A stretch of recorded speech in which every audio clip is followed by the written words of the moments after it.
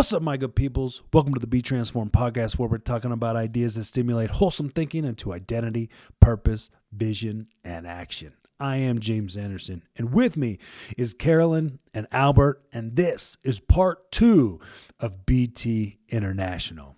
Let's get into it. So here we are. We're having, Albert's in his business, and your business is doing good. It's international standards.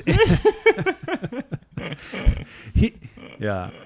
Well, it's like, so your business was doing so well, you were saving money whilst living. Yeah. You're paying, you got rent, your food. Mm-hmm. You ended up with a motorbike. You're covering all your. You actually right away. You actually started 2 businesses. Mm-hmm. Yeah.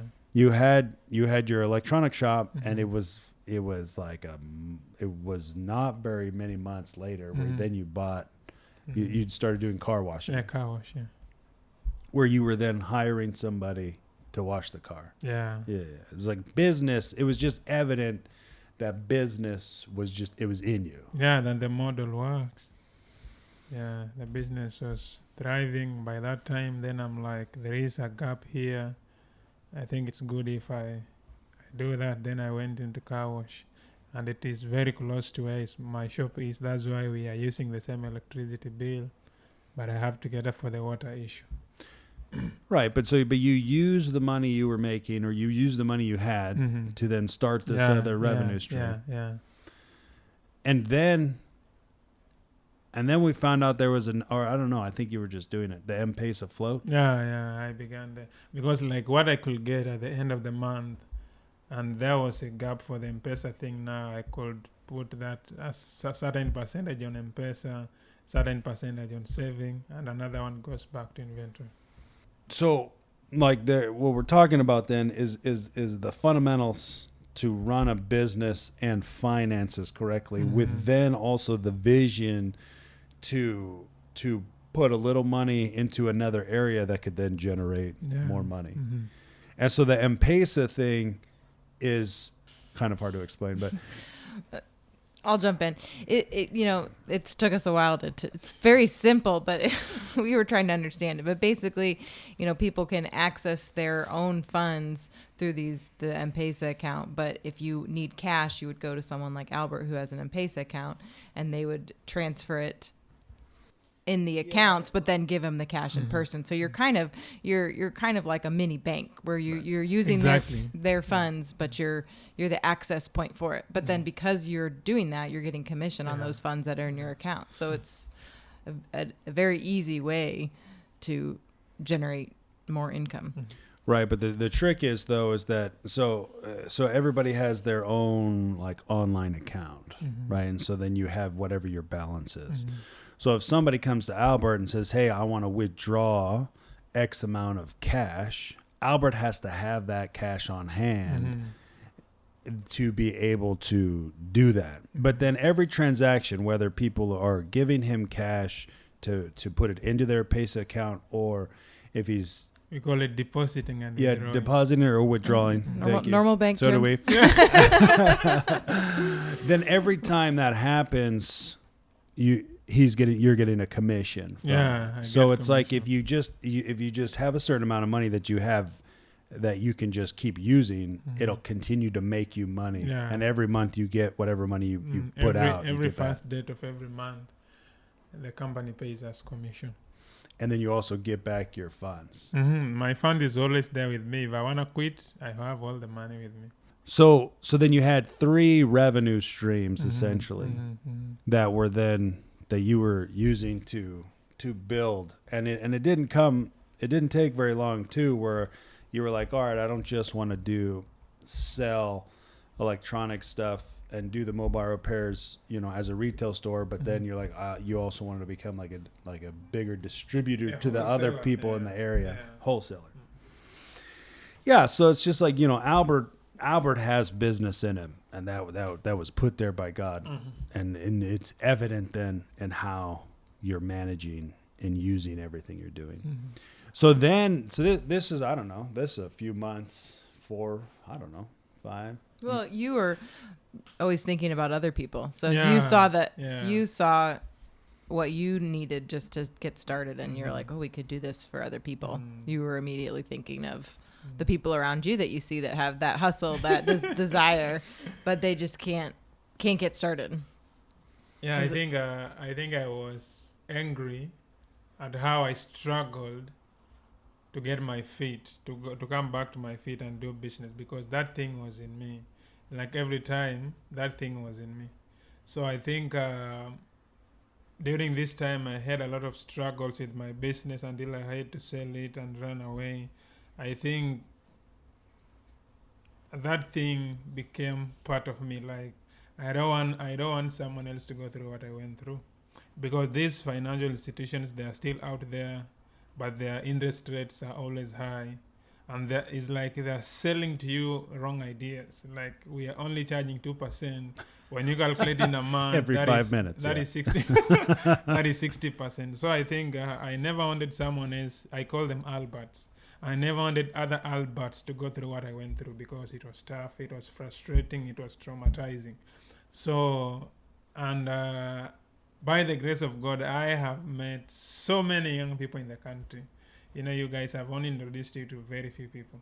But I have met so many young people in the country because I used to drive as a man of God around. Yeah, so I could meet with young people.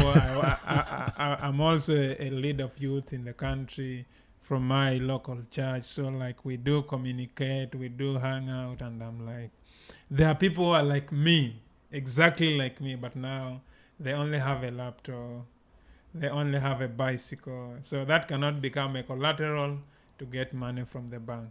But they have the potential to do business. And I think that's where, Yeah. So then you brought 3 people to mind. You said, hey, do we want to work with them as well? Yeah. It was like, maybe this might have been when we were talking about sponsoring somebody's school fees, but it was like, hey, does living on purpose also extend to school fees?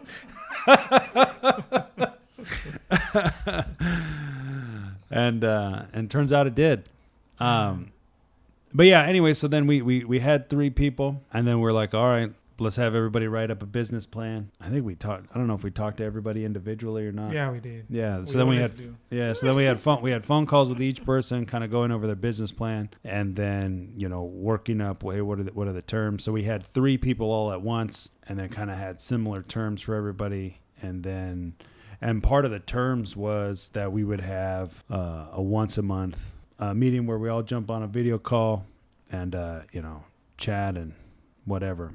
And so so that begun, and then we did our first video call. We were all on it. Logan and Michelle were on it, and there it was. We just started. We just began. And we're like, I don't know what we're doing, but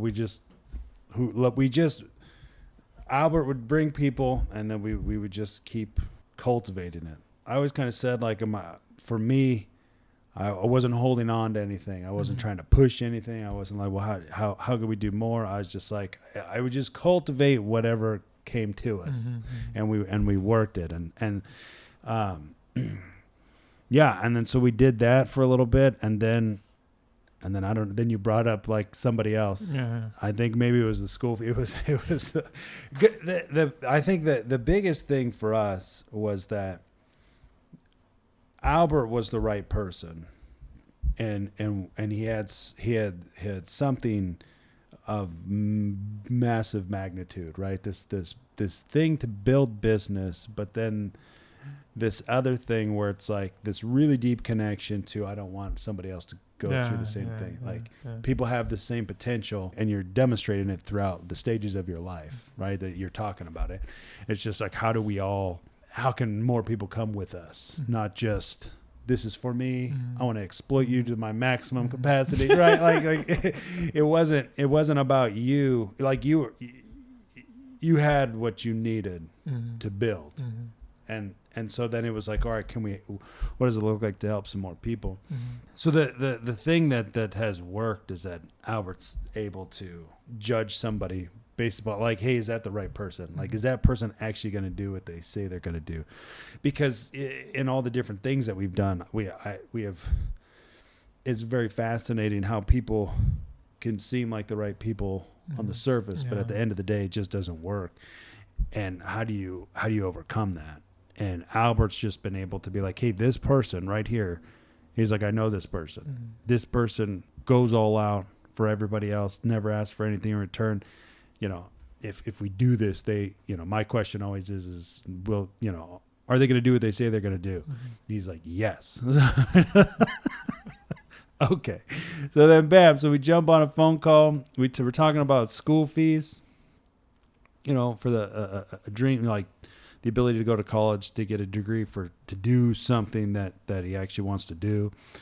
And then just in the phone call, you know, there's so much to the story that it would be wonderful to share, but maybe we'll get him to share it if he wants to share it.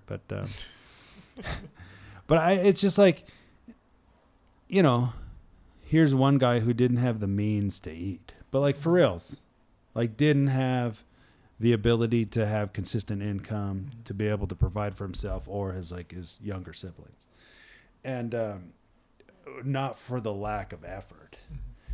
But so anyway, so we just get chatting, and the idea of the Boda comes up, and we're like, well, all right, well, let's just look at it all. I don't know if we could even work this into a loan, but it just didn't matter.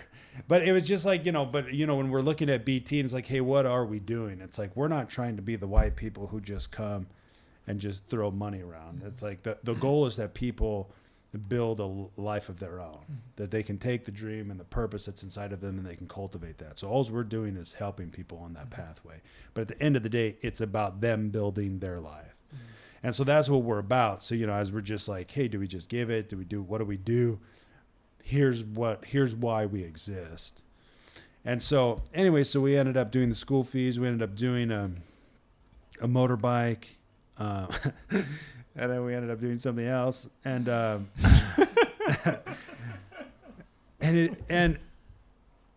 again, there's a lot to the story, but it's like, so a guy who had a dream but had no pathway to achieve it is now going to school, which is like from like 8 to 5:30-ish. He gets up at 6, does the Boda, right? So that's the motorbike taxi thing. Gets up at 6, does a couple rounds of Boda, goes to school all day, comes home and does some more rounds of Boda, because if he doesn't, he can't eat. But even his younger siblings can't do it, so they all depend on the guy who is schooling. So he's out there. He's running. He didn't just take a motorbike to get himself to school. He took the motorbike to turn it into a way to generate income. This is the difference between like, hey, a life that you're supposed to be suffering and then a life where you're actually paying a price to build something of value, right? Because what he's doing is taking a lot of effort. You're at school, you're learning, you got to come home, you got to do assignments, you got to read books, you got to study for your exams.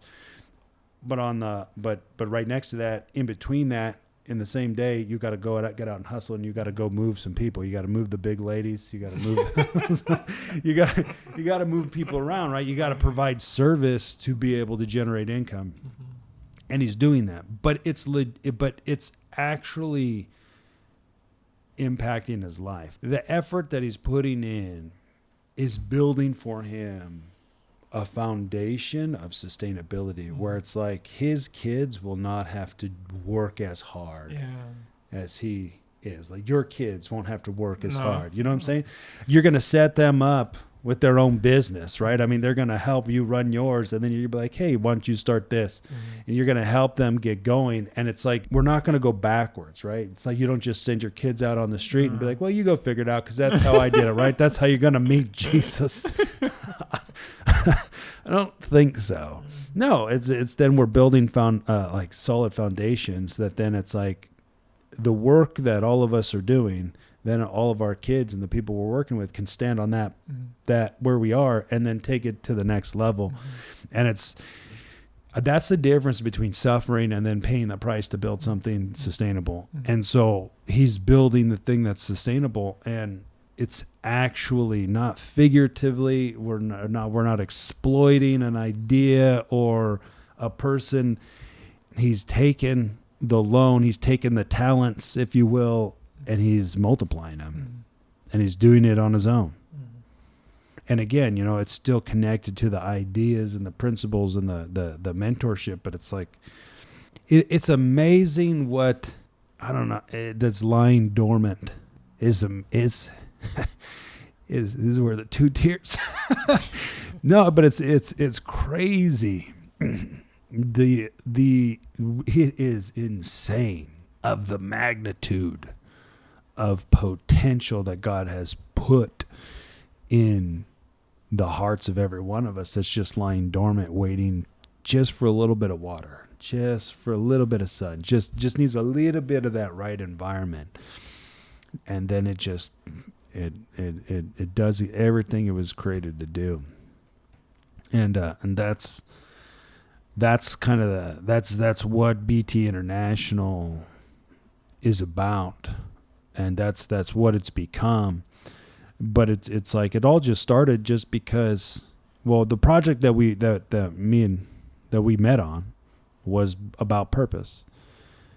But then just because we all, what we do at BT is talk about purpose and what are you doing? What are you actually doing? Is like where, you're just building relationship, but you're also looking for somewhere to invest. You're looking for something to cultivate.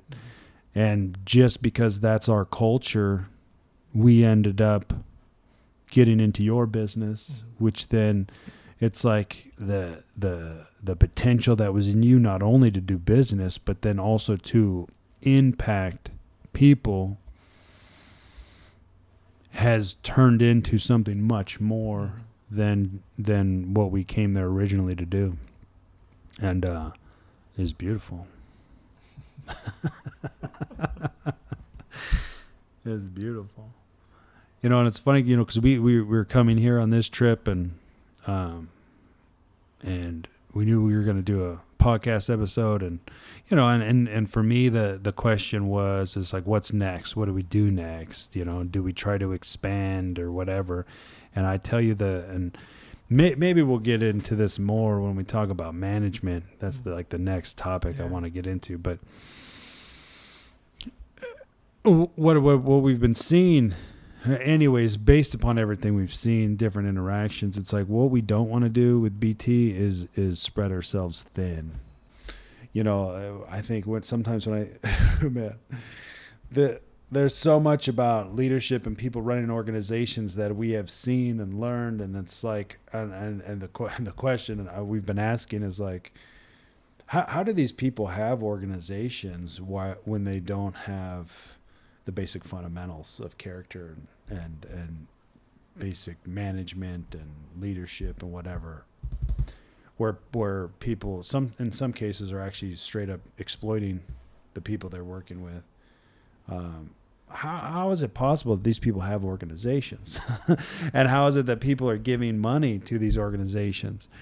And it's like, what we don't want to do is we don't want to spread ourselves thin, where we try to expand faster than we should, because then what happens is then all your resources are going to get spread thin. And because we're going wide but not deep, then we're going to end up having a whole host of problems that then would burn up the rest of the resources, and because we'd be trying to use them to put out all the fires because we didn't go deep. So what we found is that what we want to do is we just want to go deep. I mean, we want to go, because BT is function in every area of life, right? I mean, we're talking about helping people discover identity, purpose, vision, into action, but it's like, it really is function in every area of life. And so what we want to do is help create a pathway for that. And therefore we're going deep. So then we're not just because it's possible to find yourself in an opportunity that you're not prepared for. And that's just then where you have a ton of problems. And we don't want that. We don't want to get into opportunities that we weren't prepared for or the other people weren't prepared for. Instead, what we want to do is proper management, which is the effective use of your current resources to create growth. So if we can use what we already have and go deep, right? Like you want to cultivate so much to the maximum that there is no other option, but you're exploding. You're all all your wonderful fruits are going past your boundary lines. Like you have to expand. Otherwise your neighbors are going to shoot you, or they'll just eat all your fruit. But no, but it's like, yeah, that's the goal is to maximize what we're already doing that then produces growth and the need for expansion. What does that look like? You know, and what is it that we're even going for with BT International? And it's like, you know, right now we're doing these small business loans, and what that's doing is helping people live out their dreams, but then it's also giving us an opportunity to then create a culture, which is like, you know, part of the you know, our 3 episodes on culture is the foundation of what it is we're trying to get after: our core beliefs, our core values, our standards, and infusing those into people who want them and want to be that. You know, we went into this project where we were helping somebody build a house, and it was just quite fascinating. Well, it is all very interesting for me, right? There's only so much I know from my side. So anyways, we had this idea to build a house, and this was hilarious. I don't know if we had the idea on a Tuesday, worked up a plan, got a quote, next day rechecked on that quote, and then if that was on a Tuesday when we started, on a Saturday the foundation was being dug for the house. And just very interesting, the guy building the house had the technical skills to build it, but the quote for the house was 50% over budget. Building the house was 50% over. Yeah, so at the end of the day, which we still have like one more week of work, but at the end of the day, it was twice what was quoted. And so I'm talking to Albert about this. I mean, you when you're in the middle of it, what are you going to do? I mean, you just got to keep going. But I'm asking, essentially, because I'm like, well, how on earth does anybody ever get another job if they're that off on quoting? And what did you say? You said these houses are everywhere. Yeah, we have so many kind of builders like this, whereby they give you a quote of everything. They give you like, for a finished house, you need this money. And you know, now most of us, people don't have this cash with them. So they have to go for a bank loan. So someone goes for a bank loan of the exact amount this guy is asking. So if someone tells him, this house will cost, let me say, $10,000.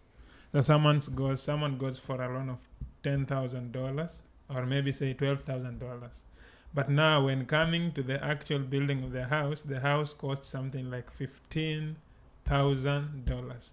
And because this guy went for a loan, so the house will remain unfinished, I don't know for how many years. Maybe someone has to sell a piece of land to cover that. So it has been happening for many, many times with construction. So there's houses all over the place that are not finished, that people are not living in, but they are paying the loans.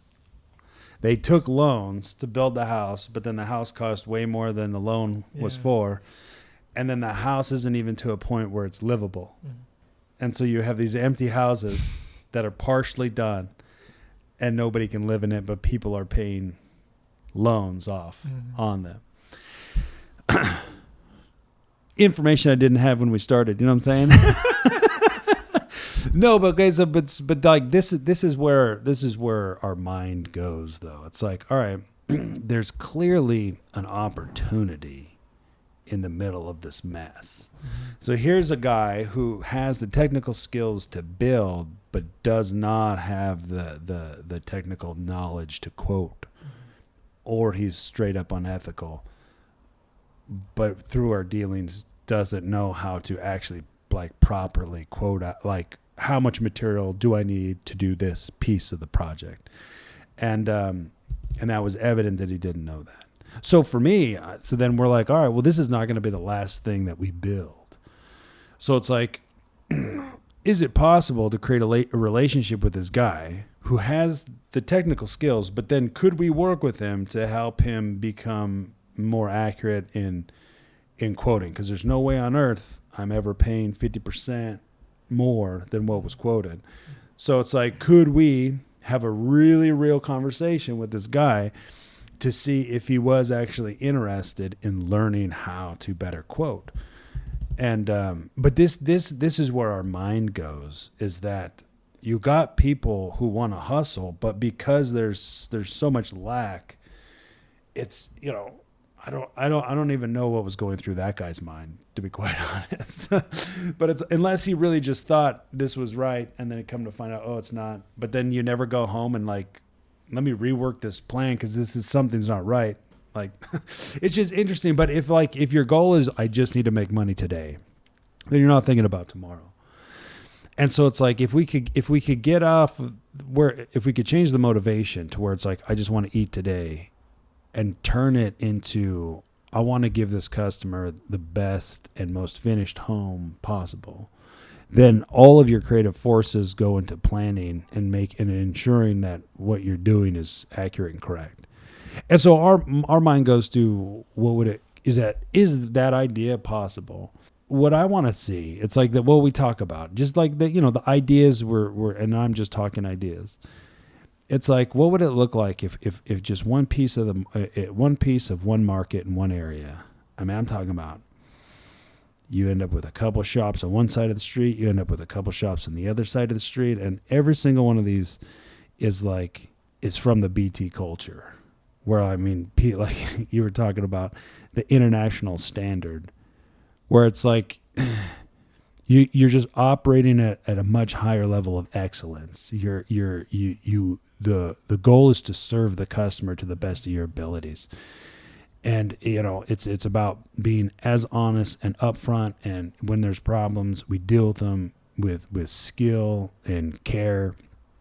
And it's just like, what would it look like for a market to look? Everybody would want to come to that market because you know you're not going to get screwed. Mm-hmm. It's guaranteed that you have the best care and service from this group of people. Mm-hmm. And it's just like, what would it look like for something like that to then just keep expanding? Because who you know, people want to be a part of it because it works. We were talking about like building this house, right? What you were saying is the truest gospel. Yeah, the truest gospel, whereby like people see, you know, like. And every time when I say from where I come from, you need to know that I come from Kenya. Whereby we sometimes have crazy traditions of how people believe on certain things. So like when people are walking past the house, they're like, oh, so this guy can also have a house. Oh, yeah, because everybody has always looked down on someone because of maybe how they have been brought up, maybe their social and economic status. Yeah, so like when people look at that, they marvel like, oh, if this guy can get this, then it means that God is there. It means that there is someone out there who knows how to love people. Or there is someone out there who really says what he really does what he says. So it's like so many people are left with many questions, by the way. Like food for thought. I don't know, chewing card. Well, because you were saying that, you know, they were saying he's been with us for this whole time, but we never did anything to help him. Oh, I don't say the pastor. Yeah, don't. Yeah, and he's like, yeah. So someone comes to me, he's like, "Hey, Albert, what you have done? It's making us marvel and try to think again, because we have been with this guy since he was young. we know that he has not been going to school because of school fees, but like just abruptly the guy is now going to school, the guy has a way to live. Like, you have outshined what we guys do. And I think this one is a homework for us to think about and see what we need to do in the future. And that coming from the man of God, it really humbled me. That was from a leader. A leader.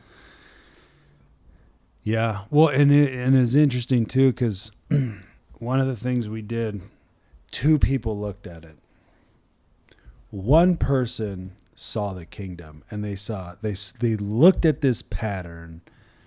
You know, because people are asking Albert, they're like, "Hey, why are you guys building a house for somebody else when you don't have your own house?" But you're like, "But you do. You're renting a spot. You are living, right?" And people are like, "Albert, why would you do like something for somebody else and not for yourself?" Those people don't have the right idea, right? And but you get it, and many people get it. At the end of the day, it's when I'm satisfied, it's good. Because I think my satisfaction really comes when I see others grow. I think, like, do you know how I feel when I see these other guys growing like the way I'm growing? Like, I feel like this is it. Because I remember there is one time you told me, Albert, in BT culture, we don't compete, we create. And I'm like, do you know how I feel when I'm creating this community? Feels nice. And sometimes I do ask myself, if this is how I'm feeling, how are you feeling? And if this is how I'm feeling, how is God feeling? When looking down and like, James, you don't know. Yeah, like I sometimes feel so good that it I think maybe sometimes I might be stressed with many things, but when some people that we are helping comes and Albert, I was here, I saw this, I fixed it, and I'm like, oh yeah, I think I need to give you a hug. Then I feel like, oh, I need to keep doing this because, yeah, it's helping, it's building people, it's changing people's life. And the good thing with this model is like we walk the talk. Like what we say, that is what we do. And now the amazing thing is that it is not focused on one thing.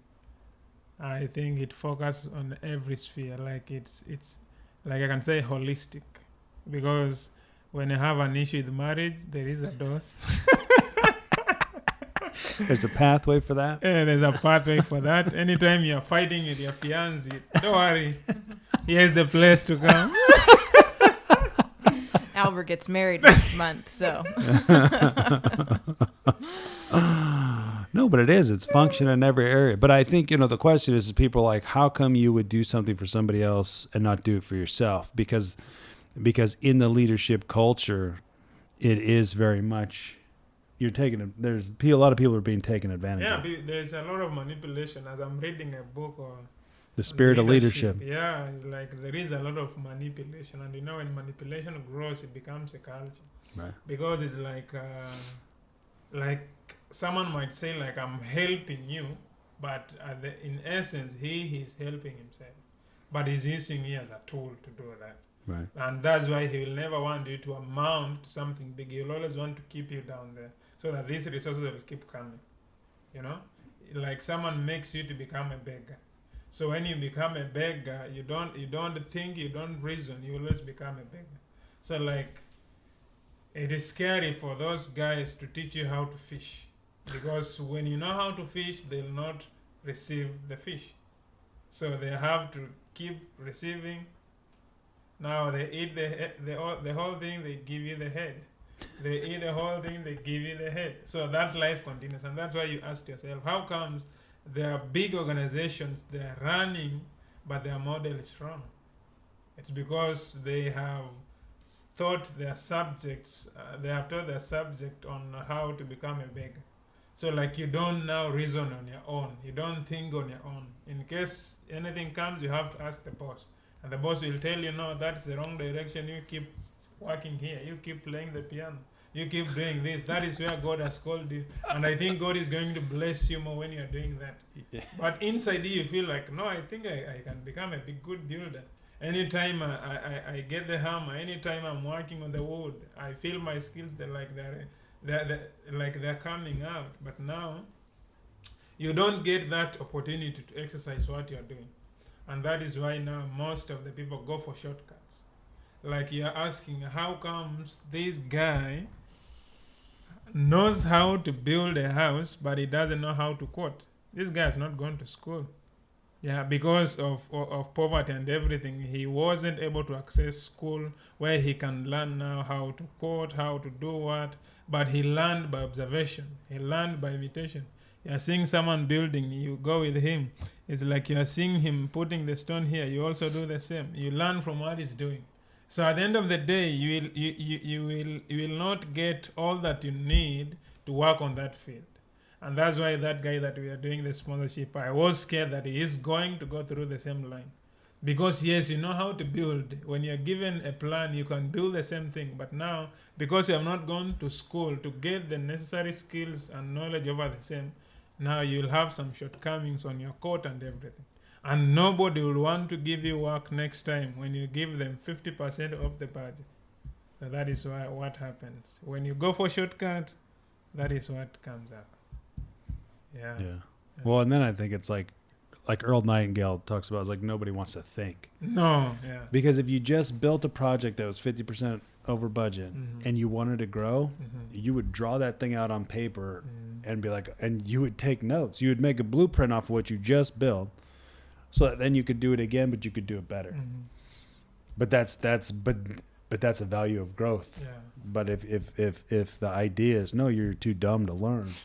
No, but seriously, I mean, if you get sold, if somebody sells you on the fact that you're actually not, you don't have the potential to learn, then, and you believe that, you'll never try. But like you said, I mean, if you just stare at somebody, what they do, and you copy it, bam. All right, well, let me just show you something else to stare at real quick. Yeah. But like, so there's something that we did. And so, because you've got all these dynamics going on in the culture. So there's something we did. One person looks at the pattern of what we're doing, right? Because the question is, Albert, why are you doing these other things for other people and not for yourself? Because the culture is, let me get mine. But Albert has his, and he's building. But you got to have the right perspective to be able to see it. So this is what we're talking about, is perspective. So we did this one thing, tradition, right? And we're gonna stop this. People go, quote unquote, to the quote. I can't even want to say it. They go to the man of God, and this is hardcore quotes.